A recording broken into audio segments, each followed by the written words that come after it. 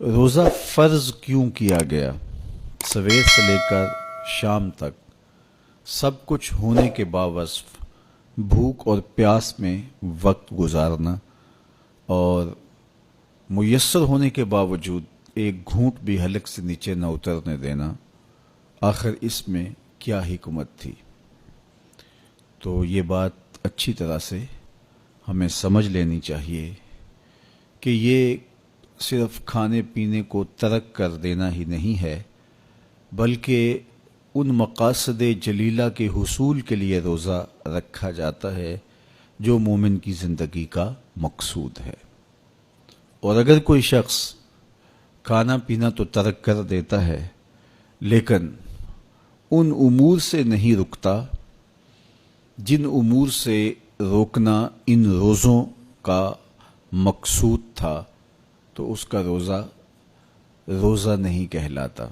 میرے اور آپ کے آقا و مولا حضور نبی رحمت صلی اللہ علیہ وآلہ وسلم نے ارشاد فرمایا، من لم یدع قول الزور والعمل به فلیس للہ حاجۃ فی ان یدع طعامہ وشرابہ۔ جس نے جھوٹ اور اس پر عمل کرنا نہ چھوڑا، جھوٹے کام ترک نہیں کیے، اس کا بھوکا اور پیاسا رہنا اللہ کو منظور نہیں۔ اللہ کو کوئی ضرورت نہیں کہ وہ بھوک اور پیاس کاٹے۔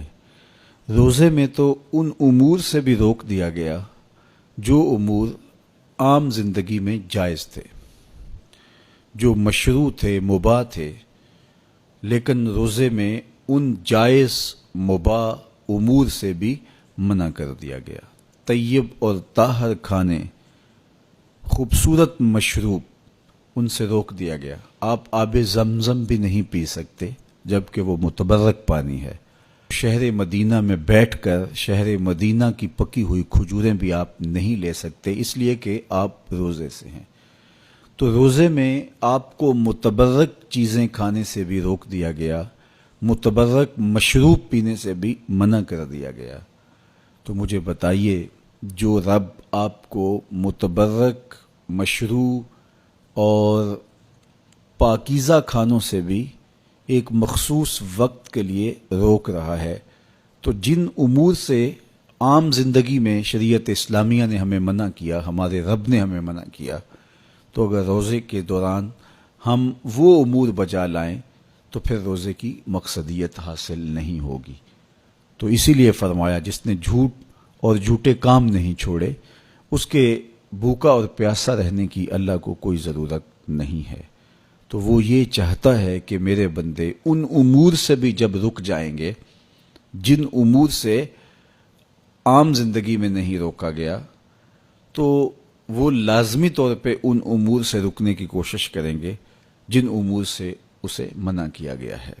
تو جب یہ چیز انسان کا فہم، انسان کی عقل اور انسان کی خرد طے کرتی ہے، تو پھر لامحالہ طور پہ رکنے کی عادت اس کے اندر تقوی کی نشأت کا ذریعہ بنتی ہے۔ آپ نے عمومی طور پہ دیکھا ہوگا کہ رمضان المبارک کا ماہ نور جب اختتام کو پہنچتا ہے، ہمارے سامنے عید کے 2-4 دن بھی یہ مشق رہتی ہے، اچانک کوئی مشروب آیا اور پینے لگے تو رک گئے، وہ کہیں ہمارا روزہ تو نہیں، لیکن پھر خیال آتا نہیں ہم روزے تو نہیں ہیں، آج تو عید کا دن ہے، تو ہم پی لیتے ہیں۔ چونکہ پورا مہینہ دن بھر ہم مشروبات سے رکے رہے اور آج بھی دن کے اجالے میں ہمیں پانی دیا گیا تو ایک دم ہمیں جھجک پیدا ہوئی، لیکن پھر ہمیں یاد آیا کہ اب روزے بیت گئے ہیں اور میں روزے سے نہیں ہوں۔ تو جو چیز جائز اور مشروع تھی، ایک وقت کے لیے اس چیز سے بھی ہم رکے تو ہماری طبیعت کے اندر یہ ملکہ پیدا ہو گیا کہ ہم اس سے رکنے کا مزاج پیدا کر لیتے ہیں۔